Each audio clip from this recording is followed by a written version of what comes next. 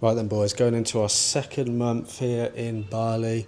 Just had to change villas, literally 2 minutes around the corner from where we were before. It's not a bad little spot. It'll be good to get some work done here. Got an absolute mammoth telly on the wall. It's fucking tiny, boys. But this is where the action's going to be happening. A lot of work to get done here. A few coffee shops literally on the doorstep. We'll be in there daily. Got this nice little pit area. Seems to be a bit of a Mediterranean-y kind of style, which is nice. And I mean, got a pool, but where doesn't have a pool out here in Bali? Another one of those little chill spots. The only problem is we're going to be infested with geckos and everything soon. Literally, old house, old villa was uninhabitable because of big, fat, chonging geckos. I forget the name of the big ones. But yeah, not a bad little spot. Bedrooms upstairs. See what we can get done here. Right then boys, so I left my life in the UK at the end of January this year, and ever since then I have just essentially been side questing my way around Southeast Asia. I have been doing like personal side quests, learning different sports, different hobbies, different abilities, whether it's just something like going to a random coffee shop and working there, or reading there, or trying to speak to someone there, to going to go play paddle, badminton, tennis. I want to learn how to surf. I want to learn how to do this cool shit too. 2 other projects, like one I want to talk about, a big side quest that I've been working on, is SupplierMafia.com. Now, I essentially saw a huge missing piece to the dropshipping space, where private suppliers who are vetted, trusted, are not easy to access. And we've been doing something in the Discord where you can come in and you can speak to our suppliers. Well, now I'm doing it on a much larger scale. I'm building up SupplierMafia.com, which is completely free. There's no monthly fees. I don't need any of your card details. You just sign up, get an account, which you can log in with Google, you can email, password, whatever. It's super easy. And you can speak to our vetted suppliers on there. And you can handle all of your dropshipping supplier communications on there. They handle your orders. Everything is very safe. Everything is very isolated and managed. It works great on desktop. It works great on your phone. And I'm working on an app for it too. So it is just so accessible and so easy. This is not some paid promo. I'm the one who has built this. I've put blood, sweat and tears into this project. It has been a vision of ours for years. But now is the time that we were finally able to execute on it. So it would mean the world to me if you would head over to there, get set up, speak to our suppliers, and just tell me what you think. Give me some feedback on it. It is all working. The suppliers on there, you can speak to them all. It is a great bit of kit. And now, I think it's important to ensure that throughout your life, you are living in a bit of an edge of comfort zone situation where you wake up every single day and there are some certainties, but there are uncertainties, and you know how to handle that. You know that something today is going to make you a beginner. It is going to make you unknowledgeable and kind of weak at it. So if you hadn't surfed before and you were going to your first surf lesson, you are unknowledgeable, you're at your weakest, you're at your most vulnerable. And that is a great place to be because it kind of molds you. It takes away your ego, right? Like I used to do Brazilian Jiu-Jitsu, and this was a great thing to do because you would just have no ego left in you for anything because it would just get choked out of you, right? And being in those kind of uncomfortable positions where you always understand that I don't know everything. I don't have everything going for me. I am still just a human. There are still people out there who are better than me at a lot of things.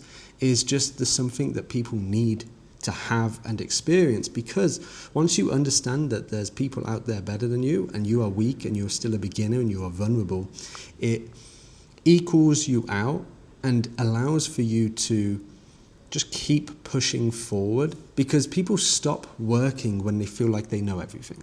It's like those people that will only work on businesses at the first avenue. So they want to build a new agency, they want to build a new Shopify store.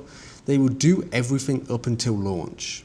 And they'll do a minuscule launch and it won't look great. And then they'll go back onto another store, another product, right? Even though they never launched, but that's where they were safe. That's where they were comfortable. They know how to build a site.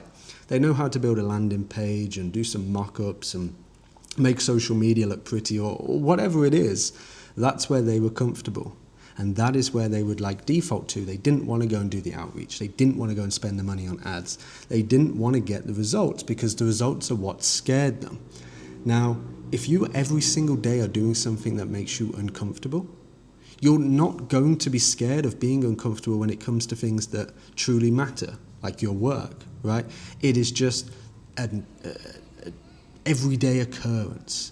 You are always in this vulnerable state. So why does it matter whether that vulnerable state is out at sea, trying to stand up on a surfboard, or cold calling, cold emailing, testing new products, listing new products, opening new stores, losing money on meta ads?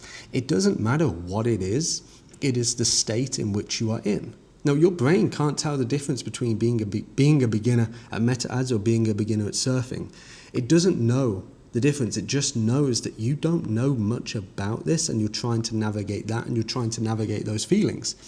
So throw yourself into these uncomfortable situations, because no matter how you feel, it's always going to be a learning lesson. No matter what the outcome is, it is always going to be a learning lesson. And the best part about it is you're just going to be better at surviving in those situations.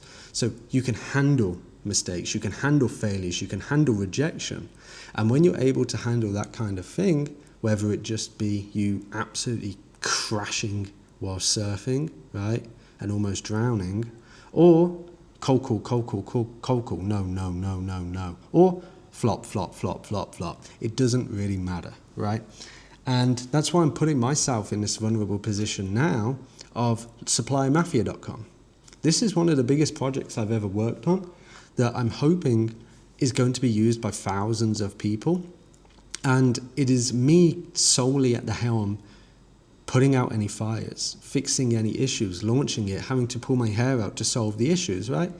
And I'm new at that, right? I'm new at this when it comes to this type of work, and I'm welcoming it. And I'm excited for what it is to come, because I believe in the vision. I believe in what it stands for. I believe in how much it can help people. And I'm going to just put one foot forward at a time, keep building it out, and hopefully it helps a lot of people. And I feel like being productive and building really great productive habits while side questing is the absolute, highest productivity hack ever, right?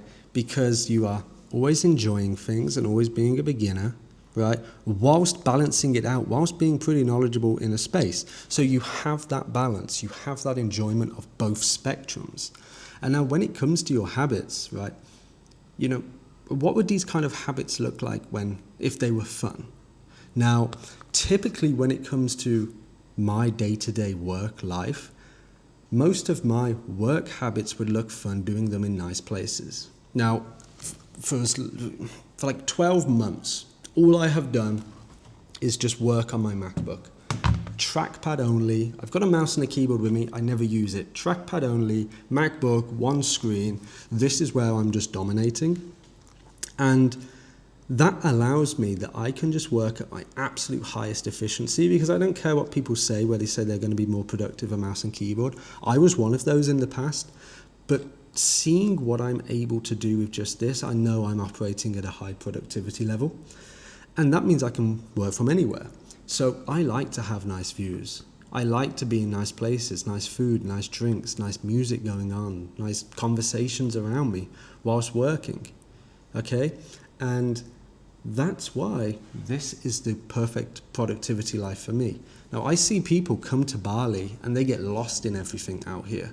They find there's so much going on that they never work. They're always meeting people, they're always doing this, they're always doing that.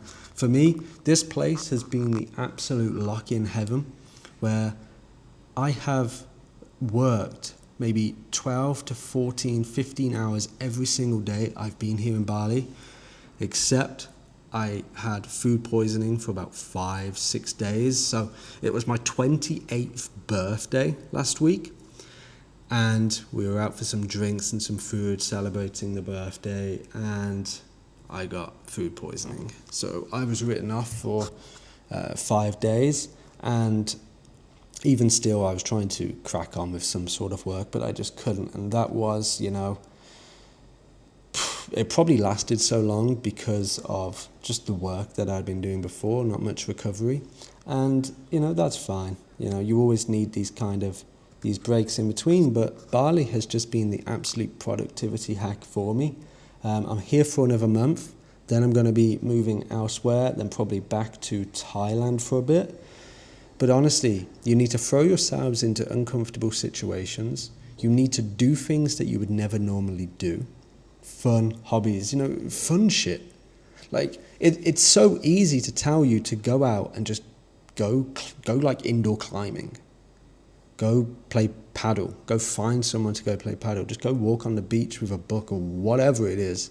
Okay, just do things you don't normally do, and you're going to live a much more enjoyable life.